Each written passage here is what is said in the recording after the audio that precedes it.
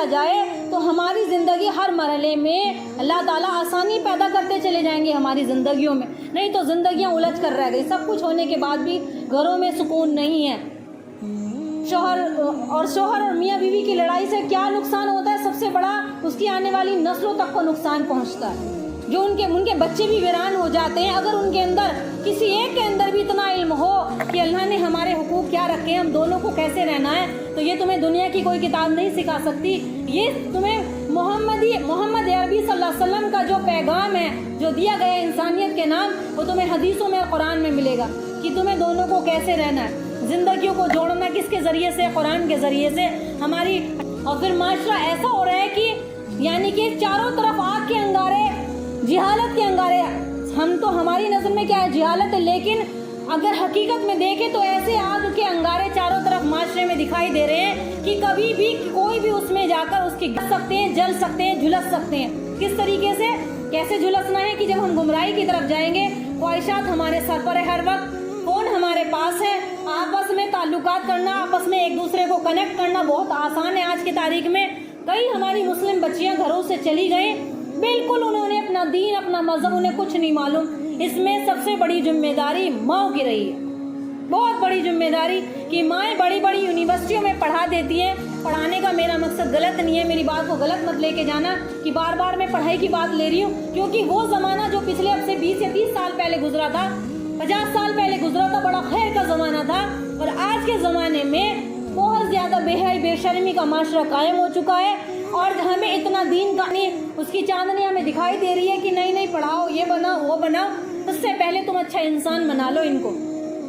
اور اس سے پہلے کہ اللہ کے کوڑے ہمارے اوپر برسے، ہمیں اللہ دنیا میں ذلیل اور خوار کرے جس قوم نے قرآن کو ٹکرایا۔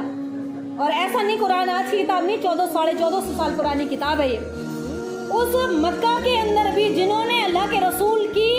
بات نہیں مانی، آپ کا اعراض کیا، آپ سے منہ موڑ لیا، آپ سے منہ موڑنا قرآن سے منہ موڑنا، آپ کی بات نہ ماننا، پیغمبر مصطفیٰ صلی اللہ علیہ وسلم کی بات نہ ماننا، اللہ کی بات نہ ماننا ہے۔ اور جو رب کائنات کی بات نہیں مانے تو اس سے بڑا ظالم کون ہو سکتا ہے؟ ابھی ایک مہلت اللہ نے دے رکھی ہے، ہماری زندگی میں دکھائی دے رہی ہے، نہیں ابھی تو جوان ہے، ابھی تو بچے ہیں، پھر جوان ہوں گے، ابھی تو شادیاں کریں گے، ابھی بڑھاپا آئے گا، نہیں پتہ نہیں ہے کب اللہ بلا لے۔ اور ظلم اور زیادتی اتنی بڑھا رہے ہیں، خود ماں باپ اپنے بچوں پر ظلم کر رہے ہیں، جن کے ہاتھوں میں دنیا کی کتابیں تھما دی لیکن قرآن نہ سمجھ پائے وہ لوگ، اسی حالت میں جوان ہو گئے، اسی حالت میں دنیا سے بھی باز چلے گئے، لیکن قرآن کے اصل مفہوم اور اس کے معنی کو سمجھ نہ پائے کہ صرف ہدایت جب ملتی ہے سینوں کو اللہ جب روشن کرتا ہے کہ جب صحیح کو صحیح سمجھا جائے، غلط کو غلط سمجھا۔ دلوں میں تو دنیا کھپا رکھی ہے، دعائیں اللہ سے مانگنا چاہیے، اللہ تعالیٰ پتہ نہیں کب کس کی سن لے، لیکن ادھر دعائیں مانگ رہے ہیں، ادھر برائی بھی ہم نے خود اپنے ہاتھوں سے قائم کر رکھی ہے، خود ہی ایجاد کر رہے ہیں برائیوں کو۔ اپنی بیٹیوں کو قرآن سے جوڑو، اپنے بیٹوں کو قرآن سے جوڑو، قرآن سمجھانے کی کوشش کرو، ترجمان پر غور کرو۔ تو میں یہ پڑھ رہی تھی کہ قرآن یہ بتا رہی تھی میں آپ کو کہ قرآن کیا ہے، اصل میں پڑھنا بھی ہے، اس کے معنی پر غور بھی کرنا ہے، اور اس سے عبرت حاصل کرنی ہے، اس سے سبق لینا ہے کہ جن لوگوں نے پچھلی امتوں نے جو کام کیے تو ان کو کیا کیا سزا ملی، اور نہ محض حروف اور آواز کو آراستہ کر کے رسم تلاوت پورا کرنا ہے۔ آج کے وقت میں صرف رسم اور تلاوت پوری ہو رہی ہے، ایک رسم بنا لی، کوئی میت چلا جاتا ہے دنیا سے، حالانکہ قرآن پڑھنا چاہیے، اس کی خود کی اولادیں پڑھیں، ایسی اولادیں چھوڑ کر جائے کہ وہ مہینے میں ایک بار قرآن پورا کرے، 15 دن میں ایک قرآن پورا کر کر کے اپنے والد محترم کے لیے دعا کرے، والد مرحوم کے لیے دعا کرے۔ لیکن ادھر رسمیں بنا رکھی ہیں، قرآن کی رسم بنا لی تو وہ قرآن کیسے ہدایت کا ذریعہ بن جائے گا؟ رسموں سے پڑھتے ہو، یاسین کا بھی ایک رسم بنتا چلا جا رہا ہے کہ ہم نے اتنی بار پڑھ لی، پڑھنی چاہیے، اچھی بات ہے، لیکن جو صاف دکھائی دے رہا ہے کہ اپنی زندگیوں کو تو بدلنا نہیں چاہتے یہ لوگ، اور یہ یاسین پڑھ لیے، قرآن کو مجمع بلا کر یہ پڑھ لیا وہ پڑھ لیا۔ سب سے زیادہ اہل علم کی محفل سے جڑ کر قرآن کے ترجمان پر غور کرو۔ ہماری نوجوان عورتیں جتنی بھی ہیں، بتاؤ کہ شادیوں میں نہیں جاتے ہم لوگ، بازاروں میں جاتے ہیں، ہفتے میں چاہے ایک بار نکلے، 15 دن میں ایک بار نکلے، وہاں بھی جاتے ہیں، شادیوں میں بھی جاتے ہیں، لیکن قرآن اور اہل علم کی محفلوں میں لانے کے لیے پتہ نہیں کتنا وقت لگ جائے گا ان کو، یہاں کوئی نہیں آنا چاہتا، دلوں میں ہے نہیں نا،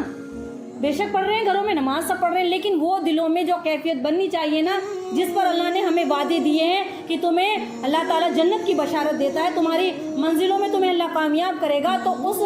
اس برکتوں کو اٹھانے کے لیے تھوڑا جدوجہد کرو، آنے کی کوشش کرو، قرآن کے پیغام کو سمجھو۔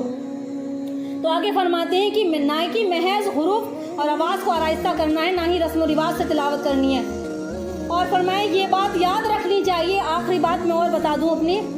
کہ یہ بات یاد رکھنی چاہیے کہ جو شخص قرآن پڑھے،